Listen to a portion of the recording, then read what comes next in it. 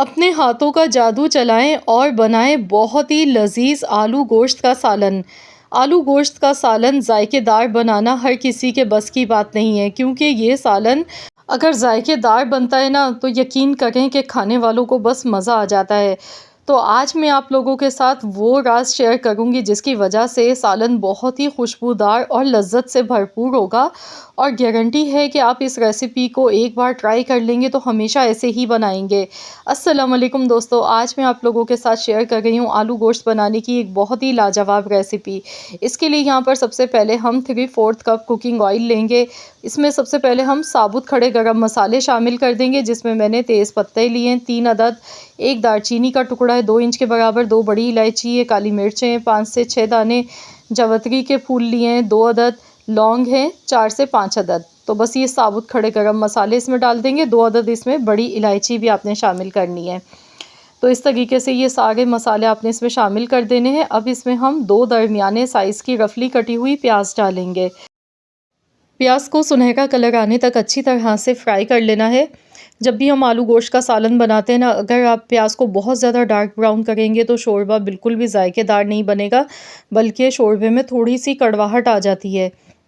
जब भी आलू गोश्त का सालन बनाए ना तो प्याज को फ्राई करते टाइम आपने लाजमी ध्यान रखना है। ये देखिए इस तरह का कलर आना चाहिए। लाइट ब्राउन कलर आया है तो बस इसमें हम पिसा हुआ लहसुन अदरक का पेस्ट 2 टेबल स्पून डालेंगे। अच्छी तरह से इसे मिक्स कर लेंगे। अब इसमें गोश्त शामिल कर देंगे। तो यहाँ पर मैंने 750 ग्राम यानी कि 3 पाव गोश्त लिया है। हड्डी वाला गोश्त है ये। और मैंने यहाँ जो गोश्त का इस्तेमाल किया है ना, थोड़ा मैंने चाँपे इसमें ज़्यादा लिए हैं। बीफ का गोश्त यहाँ पर मैं यूज़ कर रही हूँ। आप इस रेसिपी को मटन के साथ भी बना सकते हैं।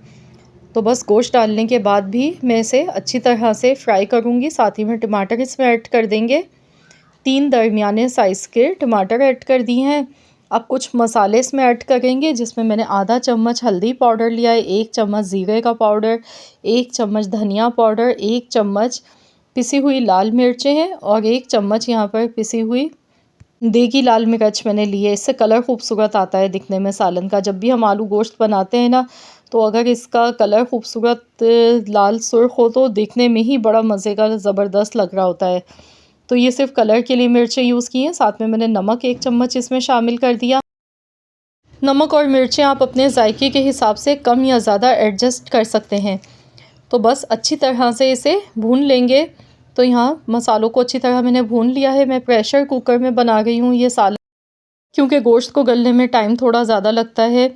तो प्रेशर कुकर में हम बनाएंगे ना तो ये सालन हमारा टोटल 30 से 40 मिनट में बिल्कुल तैयार हो जाएगा बन के।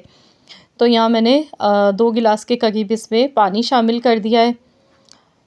अब हम यहाँ पर इसे प्रेशर लगाएंगे और मैं इसे पकाऊंगी तकरीबन 15 मिनट के लिए, ताकि गोश्त अच्छी तरह से गल जाए। तो 15 मिनट के लिए प्रेशर लगा लेते हैं। 15 से 20 मिनट ही लगते हैं, इससे ज़्यादा टाइम नहीं लगता है प्रेशर कुकर में गोश्त को गलाने में। तो गैस का फ्लेम मैंने हाई कर दिया है। हाई फ्लेम पर मैं इसे पका गई हूँ। तो चलिए देख लेते हैं। यहाँ पर देखिए 15 से 20 मिनट ही हुए थे। तो यहाँ हमने प्रेशर कुकर का ढक्कन हटाया है। तो देखिए अभी इसमें थोड़ा सा पानी मौजूद है और गोश्त देखिए दिखने में ही अंदाज़ा हो रहा है बेहतरीन सा गल चुका है। अब अच्छी तरह से इसकी भुनाई करनी है। तो आपने यहाँ पर लाजमी खूब अच्छी तरह इसकी भुनाई करनी है। जितना भी पानी है ना, ये सारा खुश्क कर लेना है। अच्छी तरह से भुनाई करने के बाद फिर इसमें हम आलू शामिल कर देंगे। तो यहाँ पर मैंने 4 दरमियाने साइज़ के आलू लिए हैं, इस तरह से बड़े बड़े टुकड़ों में काट के। आलू डालने के बाद भी अच्छी तरह से इसे मिक्स करते जाएंगे। इससे ये होगा कि इसमें प्याज टमाटर जो है ना, लगातार हम चम्मच चला के जब भुनाई करते हैं तो प्याज और टमाटर अच्छी तरह से इसमें घुल मिल जाते हैं और खड़े खड़े अलग से तैरते हुए शोरबे में नज़र नहीं आते हैं। तो भुनाई के टाइम पर आपने भी इसमें लगातार चम्मच चलाते रहना है और इसी तरह से चम्मच चलाते हुए खूब अच्छी तरह से इसकी भुनाई कर लेनी है। तो यहाँ आप देख सकते हैं ऑयल जो है ना वो अलग से सेपरेट होने लगा है। बेहतरीन सी भुनाई हो चुकी है। अब हम इसमें पानी डालेंगे हस्ब ज़रूरत। इतना पानी डालना है जितना आपको शोरबा चाहिए। तो आलू गोश्त का सालन जो है ना, वो बहुत ज़्यादा अगर पतला शोरबा हो वो भी अच्छा नहीं लगता है ना, बहुत ज़्यादा कोरमे की तरह अगर थिक हो जाए तो वो भी खाने में अच्छा नहीं लगता है। तो इसीलिए आपने इस चीज़ का बहुत ज़्यादा ध्यान रखना है पानी डालते टाइम। तो यहाँ देखिए इसकी भुनाई तो बहुत बेहतरीन सी हो गई है और वीडियो को मैंने कंप्लीट दिखाया है ताकि आपको एक-एक चीज़ का सही से अंदाज़ा हो। तो यहाँ मैंने अब इसमें पानी शामिल कर दिया है हस्ब ज़रूरत, इसे मिक्स कर लेंगे। तो यहाँ देखिए इसकी जो शोरबा है ना वो बिल्कुल एकदम परफेक्ट है, ये देखें। इस तरह की कंसिस्टेंसी इसकी होनी चाहिए। अब हम आलू को गलाएंगे तो इसके लिए मैं दोबारा से प्रेशर लगाऊंगी। तो यहाँ पर 2 मिनट के लिए दोबारा से हम प्रेशर लगा लेंगे। 2 मिनट के लिए पकाएंगे क्योंकि आलू को गलने में ज़्यादा टाइम नहीं लगता है। अब हम प्रेशर हटाएंगे तो यहाँ देखिए माशाल्लाह इतनी ज़बरदस्त इसकी खुशबू आ गई है। अब इसमें पिसा हुआ गरम मसाला पाउडर शामिल करना है।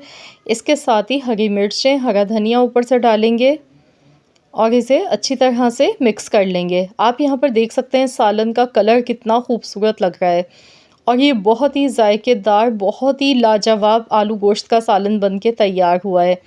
आप इसे एक बार बनाकर देखें, सेम रेसिपी को मेरी फ़ॉलो करें। इंशाअल्लाह ताला आप सबको भी मज़ा आ जाएगा। ये बहुत ही लज़ीज़ और जायकेदार बनता है और कलर भी आप देख सकते हैं, दिखने में ही आपको अंदाज़ा हो रहा होगा। बहुत ही आसान और बेहतरीन रेसिपी है ये, तो आप लोग इस रेसिपी को लाज़मी ट्राई करें। अब आप इसे गर्मा गर्म चपाती के साथ खाएं या फिर आप इसे बॉयल चावल के साथ खाएं, ये बहुत ही लज़ीज़ लगता है। आई होप कि ये वीडियो आप सबको पसंद आई होगी। वीडियो अच्छी लगी है तो लाइक ज़रूर कीजिएगा, शेयर भी कर दीजिएगा। चैनल पर नए हैं तो चैनल को भी एक बार ज़रूर सब्सक्राइब कर लें। मिलते हैं इंशाअल्लाह ताला एक और नई रेसिपी के साथ, तो जब तक के लिए अल्लाह हाफ़िज़।